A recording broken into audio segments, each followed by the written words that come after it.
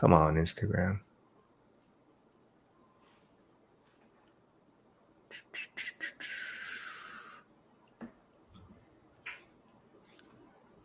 Dude, we are live here, but there we go. It is all right. Starting on Instagram. There we go. All right. Good morning, everyone. We are live on YouTube, X, Instagram. I got Aaron Amin here from the Remote Real Estate Academy. So good morning, Aaron. Good morning. Much more morning for you. I know it's bright and early. It's about 9:40 here, but Mark got up early for us. Greatly appreciate it. Oh, hold on. Is that that is Good my morning. Much side? more morning for you. There we go. Okay, sorry. All right, cool, man. Yeah, no, I'm up early. I'm glad to do this, man. This is cool. I'm glad you reached out, and yeah. So how's everything been? It's great, man. Yeah, I've been heads down. So for those who aren't aware of what the Remote Real Estate Academy is, it's a joint venture between myself and my business partner, Nathan Murith. Collectively, we have about 16 years of experience in real estate and over 20 out-of-state rental properties. And so we focus on demystifying long-distance investing, primarily focusing on new investors, people who know they want to get into it, but maybe they don't have the time, the knowledge, or even the capital yet, and I want to know their options. And so when we started this, one of the very first people that came to mind was Mr. Marc Oshiro here, who is a long distance investor extraordinaire. And so this is the first of what I hope will be many member spotlights. So we're very happy that Marc decided to join our community about a week ago. And so we wanted to just kind of have you tell your story to our members and obviously anyone else who's listening. And the idea here is to really target, someone who is on the fence about getting started, believes in the power of long distance investing, but wants to know what they need to do next. So that's kind of why we're here this morning. I'm grateful for you for taking the time to tell your story. Yeah, thanks for having me, man. So for me, a quick story about myself. I do live in Honolulu, Hawaii. So a lot of people are probably wondering, why would you invest remotely, right? So, for me, I live in a high cost of living area. So for me, it just makes sense. For me, I'm all about the numbers where, you can live where you want, but you invest where the numbers make sense. So I'm a full-time firefighter, so that's where I get the financial firefighter name from. And I kind of made a little spin on it. So the fire is supposed to be, in that little financial independent. A lot of people like to say retire early. I like to call it recreational employment, right? So we want to have that option to do whatever we want. And so that's kind of my story. I was definitely headed down the path of just working for my pension, my W-2, and I was just coasting along. And, things happened in life, and I realized how risky that I was being. And I said, I got to start doing something else. And that's what put me down the path of real estate. And like I mentioned a bit earlier, Hawaii is a very high entry point. So I decided to look out of state, and I'm currently investing in Pittsburgh, Pennsylvania, 14 single family homes there. And yeah, that's what I'm doing right now.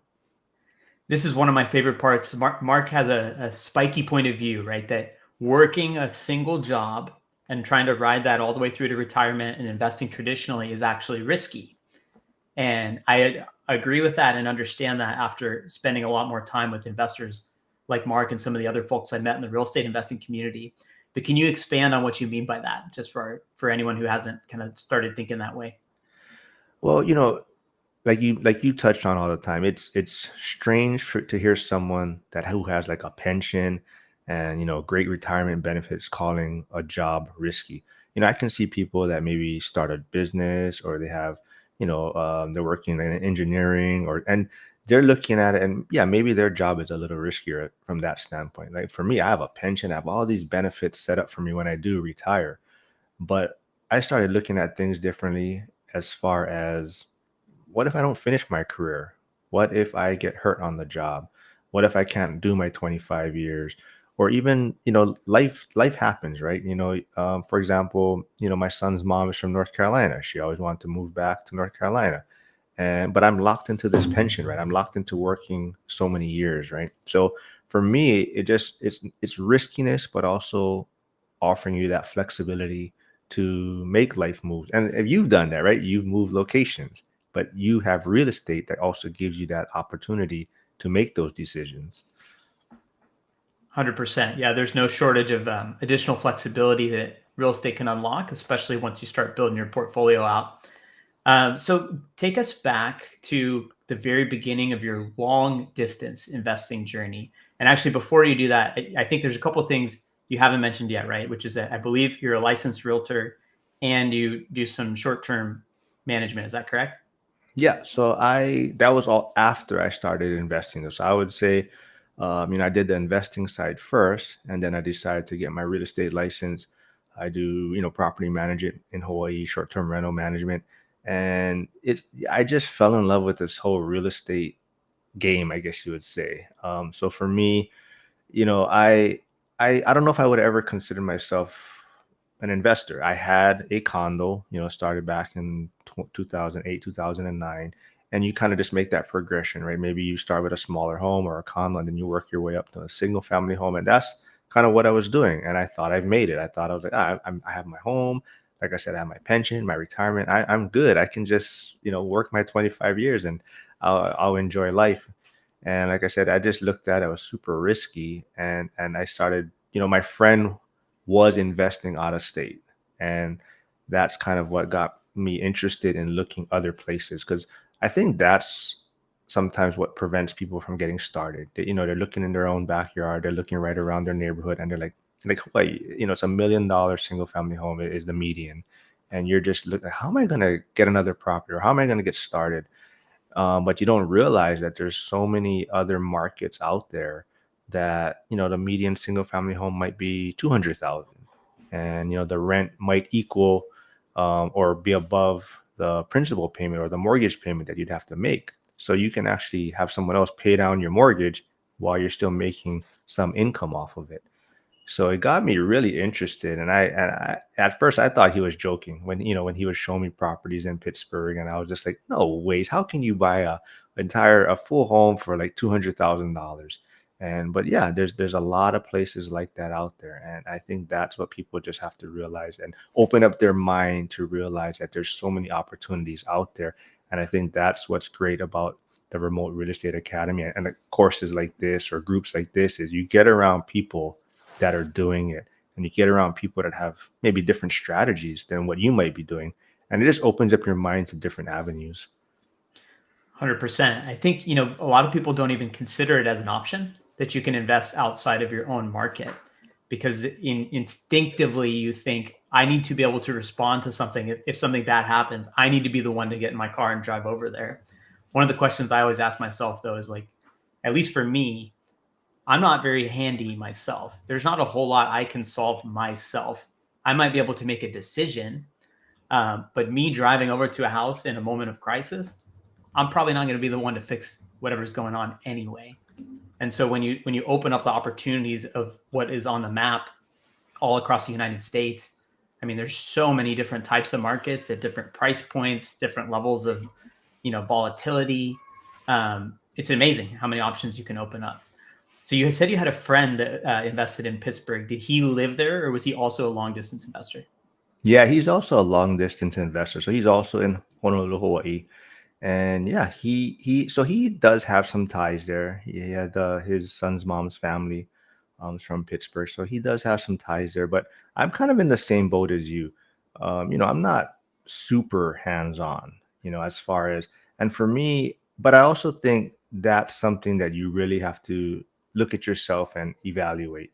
There is some people that investing remotely is going to be a struggle for themselves, right? They have to understand, but that's the thing, right? You really have to know yourself. And I think that's one of the biggest obstacles. And I've even people that I've helped get started. And I feel like that's something that sometimes we just look at the numbers, and you may have to invest, you can still invest remotely, but it may just be instead of 6,000 miles away, like Pittsburgh, it might be on the West Coast where maybe your returns might be a little bit smaller, but at least it's still maybe a closer distance to where you are. So that's really something super important is just evaluating if you're the type of person that has to be a certain distance from their properties. But just like reiterating what you said, remote investing, it's not as hard as people make it, I think. Totally agree. And I think, maybe some people, when they see the name Remote Real Estate Academy, they think, oh, I can only apply this if I'm investing two time zones away or out of states.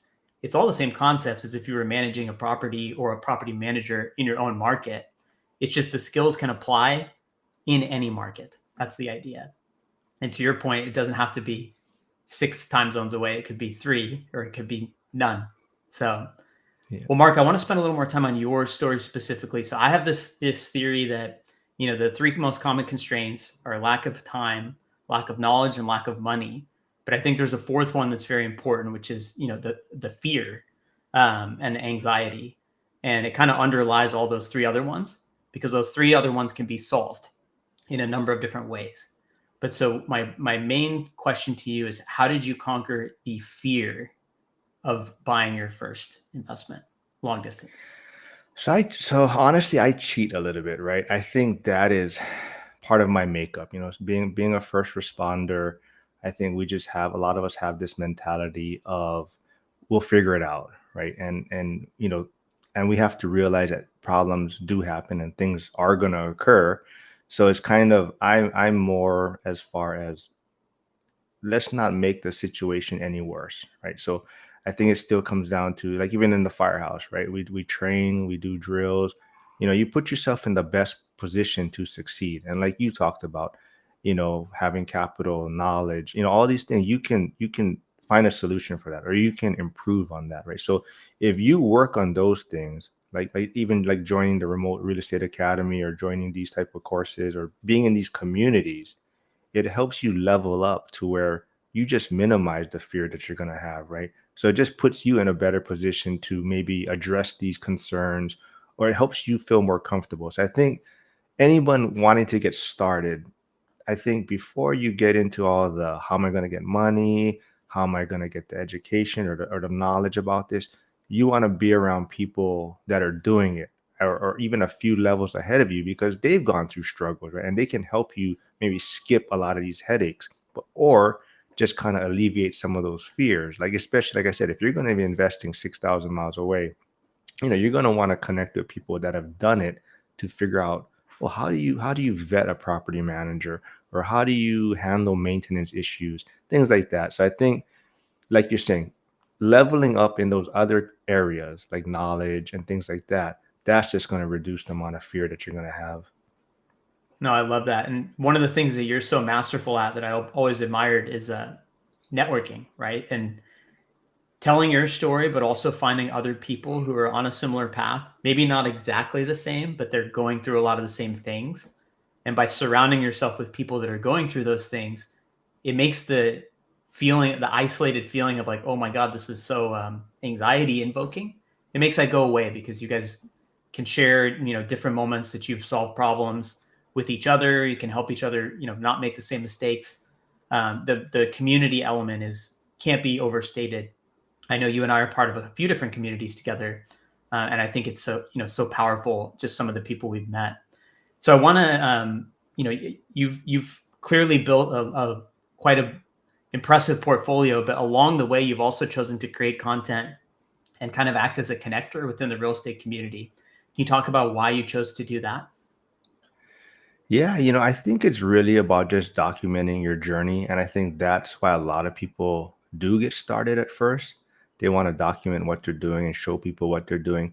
And I think for me, it's more like you just touched on. I just like connecting with other people and hearing their stories and sharing their stories.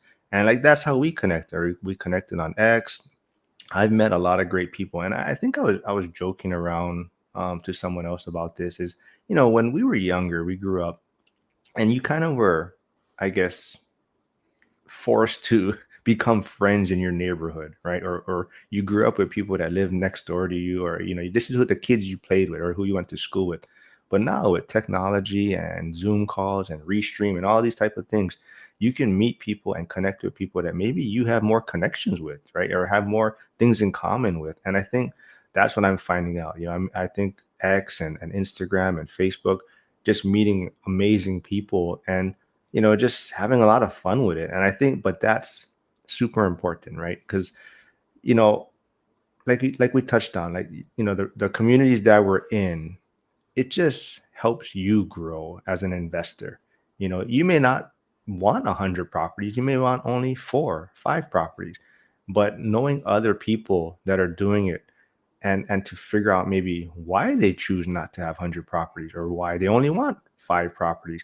And I think just being around these people just makes it so much more interesting, and it just helps you along, your journey on what you're trying to do. But I'm totally on the kind of building a brand and building a community. And because I think it's what's going to be, like, I guess I want to help people, I guess, is what I'm really trying to say. I've, like I said, I'm a first responder, and I think at the end of the day, that's just who I am, and wanting to help other people. And I think that's I'm transitioning from the fire side to the real estate side to help people reach that recreational employment level, I think. Yeah, no, very generous spirit when it comes to not only engaging within those communities and answering people's questions, but also just getting on camera, telling stories, building friendships with other investors. I know you have some recurring, shows that you do where you guys just kind of get around and chat, and then you do some interviews. And I have a funny parallel that I thought of when I think of you, because you're one of the reasons I started my podcast. I came on your show, and then I launched a podcast that's now on episode, I think I just filmed episode 50. And so I do have you to thank for that. But I used to work in the concerts industry, and I was a booker. So my job was to go book the bands. And part of my career, I was at House of Blues, which is like a club. And, in the arenas, you kind of know who's going to be playing in the arenas. They're the big mega stars. Everyone knows their name.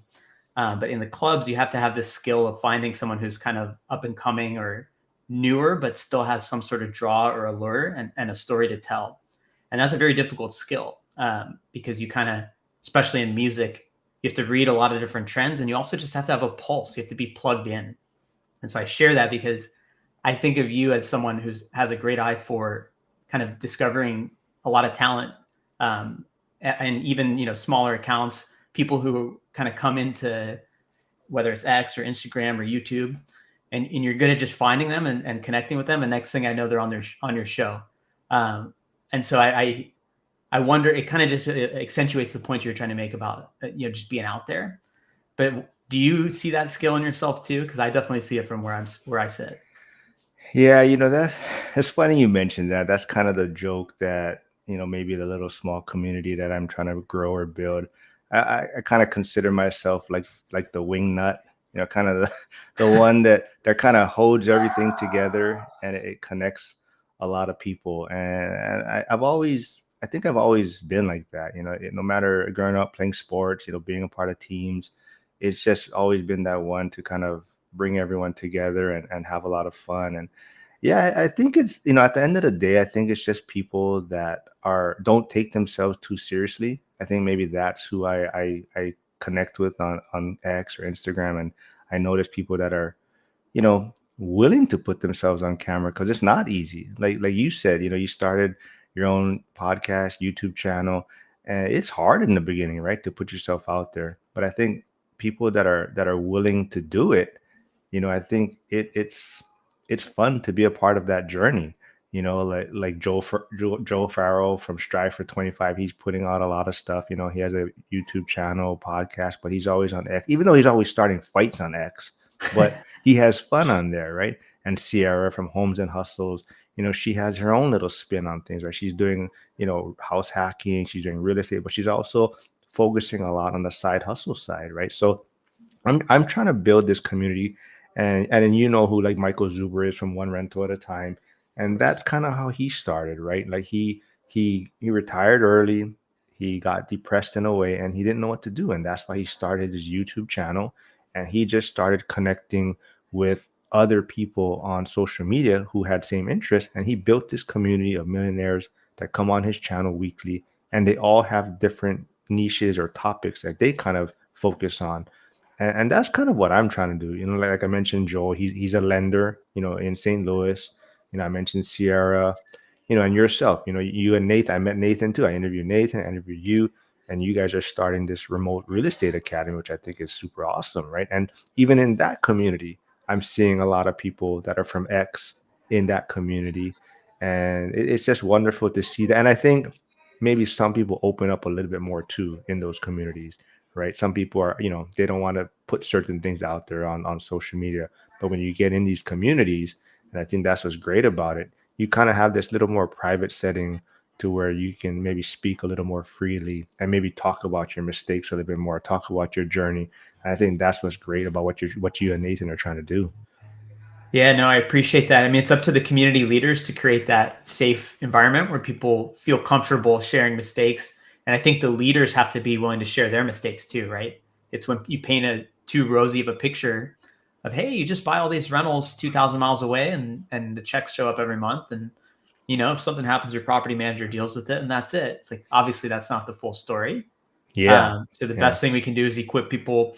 This is why I like actually digging into people's stories, because that's the best proof, not only of how it can work out for the positive, but how you conquer negative situations. So I have two things. I want to keep this segment a little short and sweet.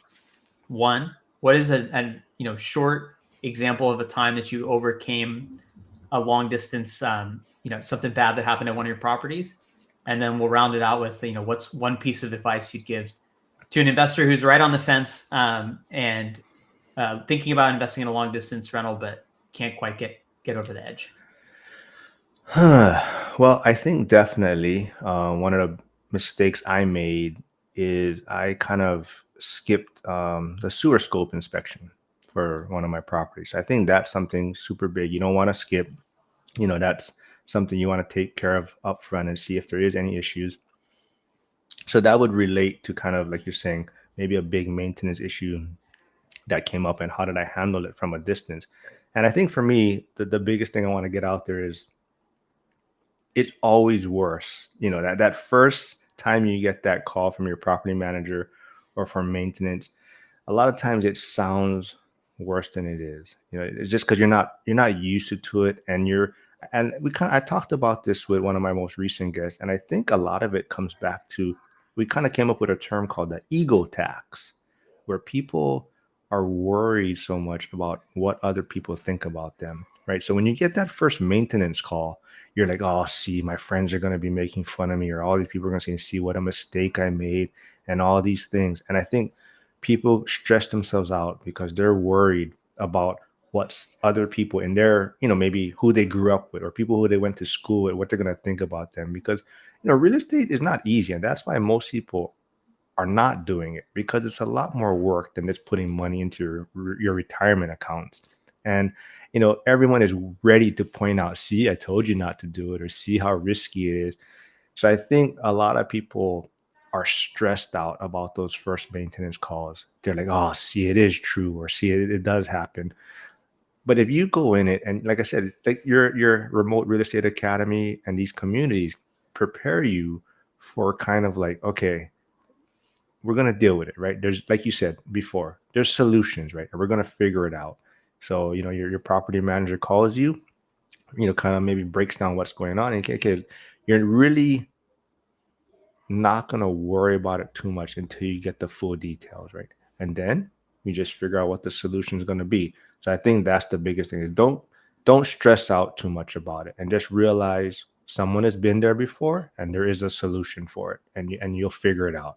And I think that's the biggest thing. But if you want to go back a little bit further, but I think that's kind of my claim to fame. A lot of people might know me on social media because I scaled pretty quickly, and I always recommend people to take your time, no matter how um, easy the first few may seem as far as being hands off. Problems do happen, and I think the first couple properties just tricked me, and I'm like, all right, I'm going all in. I'm going full speed ahead, and that's really what slowed me down, and that's kind of what I think a lot of people know me for is scaling too quickly and making kind of a lot of mistakes in the beginning because it takes time to stabilize properties. And I think that's what people don't realize. Yeah, I think it comes down to preference. Some people really want to run it and gun it and buy 1,000 units in 2 years, and power to them. I'm friends with a lot of people that do have that appetite, and they're down, like whatever their life circumstances are aligned with that, and that's good, right? You have kid, I have 3 kids.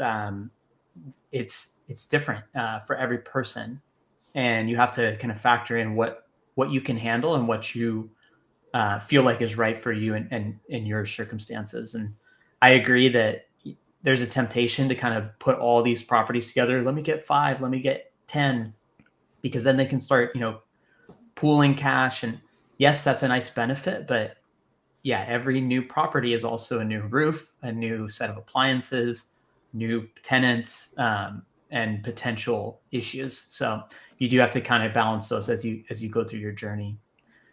Marc, I want to be respectful of the time here. I know it's Sunday morning early, but what is one kind of parting word of wisdom you would have for new investors, and also where can people find you and keep in touch with you? My one parting advice would be to start documenting your journey and getting in communities and just putting yourself out there, because what I found out is this real estate community is not like, you know, other communities out there, like maybe crypto and stocks. And but real estate, everyone seems like they're trying to help another person. Everyone wants to share what they're doing, because a lot of times you can't buy all the deals too, right? Not No one always has the capital to be taking advantage of all the deals out there. And it's just like, hey, this one came across my desk. Hey, you know what? You go take a look at it. I don't have the time for it right now. I'm trying to stabilize another property. I'm trying to work on something else. And I think that's what I've noticed a lot is this community is just amazing. And they're, just put yourself out there. I think that's the hardest part, is a lot of people are afraid to tell people what they're doing. And I joke around. There's a few people that I helped start, and they still don't want to tell people what they're doing. They're like, oh, I have to get to 10 properties before I start telling people that I'm an investor. And I'm like, no, you tell people now. Just, having one property is, you're way ahead of a lot of people already. And just from having one property, you can help other people get started. And I think that's what it is. It's just put yourself out there. Like I said, don't worry about the ego tax. Just be around these, because we've all made mistakes, and that's the thing. If someone tells you they haven't made any mistakes, I would probably walk away from this mentor or this person who might be trying to help you, if they're telling you that, oh, it's easy, don't worry about it, there's no mistakes. And those are kind of people that I'd be wary of. But yeah, and like I said, just connect with yourself, join your community, the Remote Real Estate Academy, or join a community and be around people that are doing it. Whether it's ours or someone else's, I totally believe in the power of community. There's plenty of free ones, and obviously social media. There's a lot of investors like yourself, myself, some of the other folks you mentioned who are very, very generous and willing to help new investors. And just to add one point to what you said, right? Even people with less experience than you can teach you a lesson as a more experienced investor. So I think you have to be willing to listen to other perspectives. And then, of course, the person who just started submitting offers, that's a couple steps ahead of the person who's just thinking about it. Like, everyone draws inspiration from different areas. That's the value of community. And that's also the value of not comparing yourself too much to other people. So that's a really, really good piece of advice he gave. And yeah, Marc, we're very happy to have you in the community. Would love to see some more folks in there. And if anybody's interested, you can go to remoterealestateacademy.com, or you can shoot me a DM. I'm most active on X, at Aaron Amin. And I don't know if we have the ability to drop anything in the notes, but it's been a pleasure, and thanks for taking some time on your Sunday morning. Awesome. Thanks for having me, man. Yeah. I don't even know how to sign off of this thing. No, we can. I mean, if you want to just hang around, talk story a little bit, we're live. I mean, I can cut it off. Like you said, I can send it to the recording, but I don't know. You got a bounce already? I got to go in about 5 minutes. Yeah, let's hang around 5 minutes, man. We're live. Let's see if anybody else pops in any question. But you did make, you did make a good point about, even people with less experience than you can learn from. Because I always touch on this too, is that's a little bit of where I struggle with though, because like how I touched on earlier, having that first responder mentality of not worrying too much about mistakes or problems, and it's, we'll figure it out, we'll roll with it. I sometimes have a hard time connecting with people when they're telling me about their fears, because I'm like, don't worry about it or don't stress. And I have to realize that not everyone has the same personality as me, and for other people, they are worried about these things, right? So that, like you touched on, even people with less experience, and I think that's making me better in communicating, um, real estate or financial literacy and things like that. Because I have to realize that people don't have that same mentality or kind of same "we'll figure it out" attitude, right? And like you said, that is super important. I think just understanding who you're communicating with also. Yeah, and I think people, when they share a fear or a concern with you, it oftentimes, especially if it's a new topic or something that they're just exploring for the first time, they feel very uncomfortable when they tell you in the first place. And so they're looking for a connection of some sort. And um, just the acknowledging that, hey, I'm sure it was probably difficult, for you to even kind of capture how you're feeling. Um, one of the first things I do is try and remove the comparison as quickly as possible, because people like to compare themselves to other people who are doing what they want to be doing. And I think that's okay in certain ways. Like there's certain behaviors or bits of experience that you can act upon, right? And there's mistakes from someone else's path that you can learn from and avoid on your own. But you are not that person. They are not you. You know, they're probably different age, maybe different goals, different backgrounds, different priorities, and probably a different end game. So I think the sooner people can realize that they are not the same as the people they're comparing themselves to, the easier it'll be to try and actually just parse out like what are the pieces that we do have in common, and how can we learn as much from each other as possible about those things. And that's why so part of why Nathan and I started this academy was that we had extremely similar backgrounds. We both have, young kids, we work full time. We're dedicated to our W-2s. We both advanced pretty well in our careers. We plan to keep our jobs. I forget exactly how you phrase it, Mark, but you talk about, something to the effect of like making work optional. Um, and that is a goal of mine too. I want to make work optional, but the option I may take is to continue to work, and that's Yeah. okay because that's my path and my journey. So I think, yeah, like Nathan and I started this because we wanted to capture the pieces of our journey that tactically worked to get us there, while making it very, very clear that everyone walks their own path. And so that's kind of how we structure the coaching element of our program. How did you and Nathan connect? Or how did you guys brainchild this? So Nathan and I have known each other for about 2.5 years, Oh, and we started this about 6 months ago. So we've been building in private, and now we're just kind of starting to. We had one cohort run January through April, that we're kind of beta launching and building out the curriculum with. Now we're just kind of getting out in front and advertising the academy. But he and I were part of a different mastermind that was also focused on long distance investing. That group is not very active anymore, and so we were probably the two most engaged people in that community, and we formed another group of 4 people. So we met every week for almost 2 years. And so every week we would check in and do these kind of accountability things. We would share stories and, real life examples of stuff we were going through. We could always kind of chat and get tips from each other. It was super valuable. And that was actually one of the first experiences I had in these community environments. And that was before I met people like Michael Zuber and Chad Carson and some of the other folks that I've now happily joined their communities. And so that was the first real connection. And we quickly saw that we thought very similarly. We had all these parallels in our path. And then when we started seeing that group kind of fizzle out, we said, hey, we still believe there's a strong need for this. Um, and we believe that, we will never try and teach something that we're not qualified to teach, but we can at a minimum trace the things that allowed us to get to where we are in our journeys now. I have my 8 rentals. Nathan's got, I think, a little over a dozen now. Like we both bought and occasionally sold, but we've built a steady income stream to supplement our W-2s while raising our families without letting it take over our lives. We wanted to capture that energy and be able to pass that forward, and also serve as a bit of a counter narrative to the, 0 to 1,000 units in 2 years, running and gunning in your Lamborghini and your yachts, right? Like that doesn't resonate with me. And I'm sure there's plenty of other people out there that maybe want a little more grounded view of what it could be like to build a portfolio.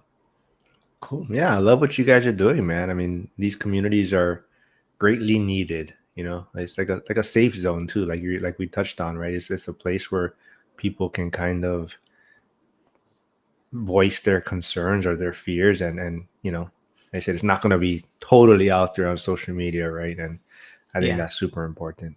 Yeah, awesome, Yeah. And man. I love it. I appreciate it. And I think one other thing I'll say, right, is like it's definitely not the Nathan and Aaron show. That's not what it's supposed to be. We're the people who built the curriculum based on our experience, but we want it to be a place where people engage with each other. People like Mark, and there's some other, great investors that have joined that have a breadth of experience across a number of different areas. And I think that these communities are become as powerful as the members that comprise them, right? It's not about the people who start them. And so that's what we're aiming for, right? We want people in there that are willing to help. We will be there. We are very hands-on. We respond to everything, and especially in this early run-in, we're enjoying getting to know each person very, very individually, and we want to preserve that for as long as we possibly can. But yeah, Mark, I appreciate the kind words and the opportunity to share some about it, and also for you sharing your story. All right, cool, man. But I know, yeah, let's wrap it up. And looks like we got about 50 viewers. I don't know across which platforms right now, but before I we love it. wrap it up, just remind everyone what your community is called and where they can find you, man. You betcha. Well, thanks again, Mark. Yeah, I'm Aaron Amin, and our community is called the Remote Real Estate Academy. You can find information about that at remoterealestateacademy.com, or you can find me most active on X. My handle is at Aaron Amin, and I hope to hear from you. All right, thanks, man. We'll connect again. Karen. Thank you. All right, bye.